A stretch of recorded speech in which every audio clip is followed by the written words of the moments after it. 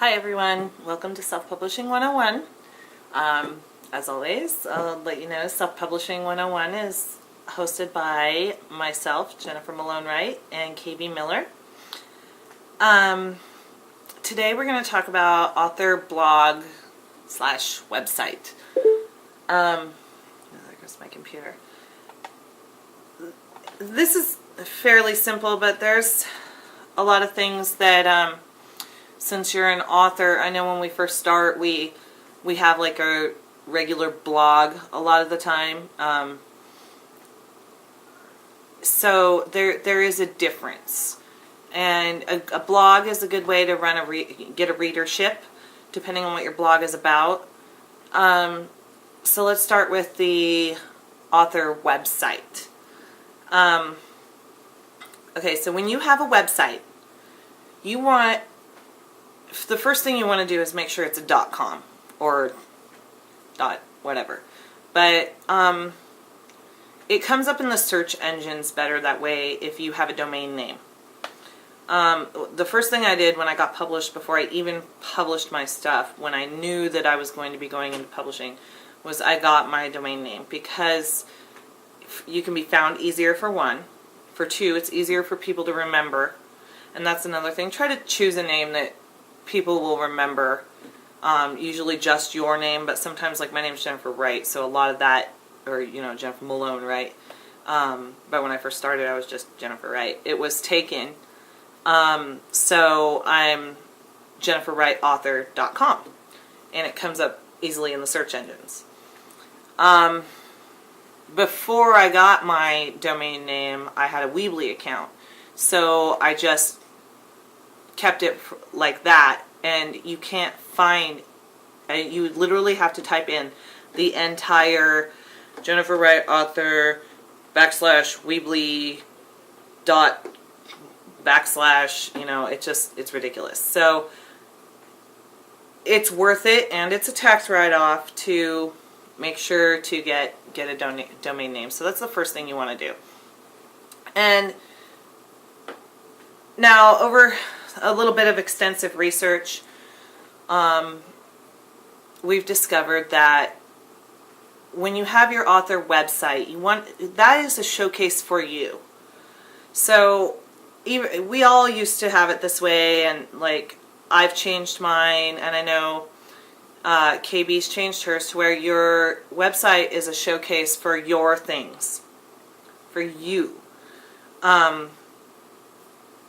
On your blog, which is usually on your website, you can import your blog from other places or run it right off of there. Like some have it hosted by Blogger, and it's on like a WordPress. Now I have a WordPress blog on my author website, and that's my author blog. Nothing is on that except stuff for me. With the exception of like some of the blog roles at the bottom and things like that. But on the other hand, I also have Storytime Book Reviews, my book blog, which is where I promote everybody.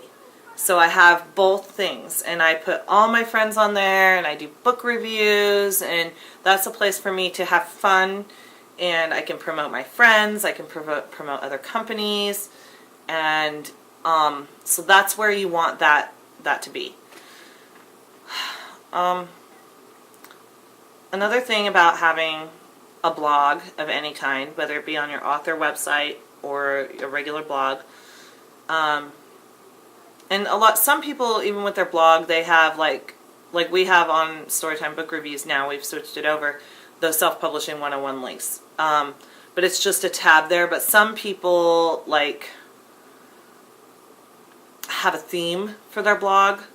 Some people are like, a day in the life of my dog, and it's like a diary from their dog, I mean, it's just something that you can do, and you can promote other people on there too. Or some people are like, the life of a writer. That can be on your author website because that's about you. So it just depends on what it is. You want to make sure everything on your website is for you. The next thing that you're going to want to work on when having an author website or blog is to update often. whether it's blogging or updating your pages, always have something new for the reader. It's a great way to build the reader, and when you're consistent, people remember that. I'm not very good at being consistent because I always feel like, oh, what am I going to talk about? Nobody is interested in what I have to say. I actually have a great blog post on my fear of blogging because I had to write about, I wanted to write about that because it's something that I was concerned about. I see my door opening back there. No, out. 20 minutes. No. I can't stay outside for 20 minutes for the life of them. It's summertime, so this is something we have to deal with. Okay, and the next thing that we're going to talk about is, now on your author website, like I said, it's a showcase. So if you go to, like for example, my website, you can do all kinds of fun things. I haven't added these super fun things yet, but like on the Once Upon a Zombie Apocalypse website, we have fun things like the playlists and survival tips, things like that. That's fun for the readers. It's something interactive that they can do, because like in the playlist we have the YouTube links and you can go there and look it up. My author website is a little different. I have, here, I can't really do a screenshot, but I guess I could show you. Here, I'll do it this way.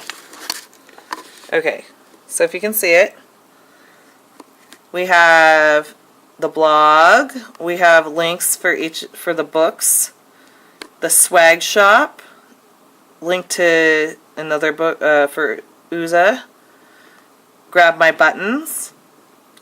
There's a link up there for joining the street team. And that, actually, we have something really fun on, like for authors who have a street team. They talked about Kim talked about street teams too, or KB did, sorry. But anyway, we have that, that, and where they can get a hold of you. And then we have all our street team members in little pictures, all lined up, all sweet and nice. So that's fun for people to look at, because readers like to be interactive, and always put your contact information. Sorry if I'm all wobbling this around. I was trying to do the scrolling. So you always put your email in there. I wouldn't recommend. Here, we're gonna get all close. I wouldn't recommend putting your like your phone number in there or anything, because I really don't recommend giving your phone number to anybody. A lot of people do it because it's easier for like agents and publishers to get a hold of you. For me, I prefer not to, because there's a lot of stalkers out there, and if they get a hold of your phone number, it's never going to end. And you can't easily change, as an author too. You have a lot of places you do give your phone number, like not to the general public, but that need your phone number to stay the same. So you can't just go change your phone number because of one stalker. It would have to be like, for me, it'd have to be pretty serious for me to change my phone number. So I don't really recommend putting that on there. Never put your home address on anything, on your websites. But also there's places that you can put, like, you can put, your email, like your fan email, and then you can put, all your links. But you can also put a link for agents and publishers, if you have a special email that you want them to use, or have them fill out. There's a lot of different things you can do. For regular, you don't even have to put your email on there. You can do a form, or email me at this link and it'll take you there. Anyway, that's also boring to me. All the logistics. So for the blog, blogs like my Storytime book reviews, I really like to have that blog, and I don't keep it up as much as I should because I just don't have a lot of time. I'm always so busy. Really fun. You can put all your friends' pictures of their books in the sidebars. It's, you know, mine's like a regular book blog. I have, you know, friends that or, you know, books that I really love, traditionally published ones and indie. I have blog rolls of blogs that I enjoy to read, writing blogs. A lot of my writing blogs I put on my regular website too. There's a lot of things you can do. You can post videos, and you can make fan trailers for other people's books.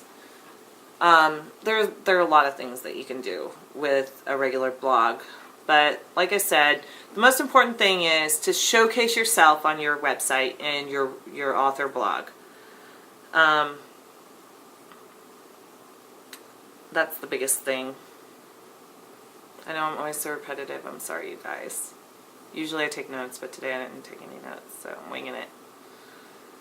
But I'm going to let you guys go there. That's just a little bit for something to think about. And if you are aspiring author and you haven't yet published and you don't yet have a website, it's probably a good idea to have one of those.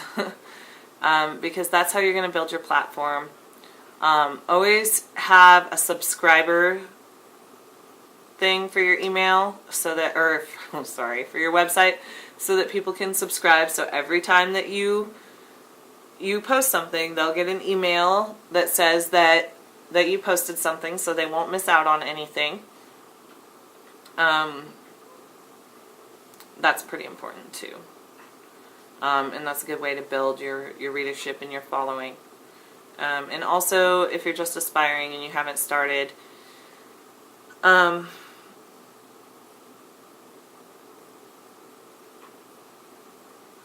never mind. I totally lost what I was going to say. So anyway, I'm going to leave you guys there. You have a really good day, and I hope those of you who are home with your kids for the summer have a wonderful summertime. I'm going to see you guys week after next. I don't know what KB's talking about next week. I never check until it's my turn. So, see you later, everyone. Bye.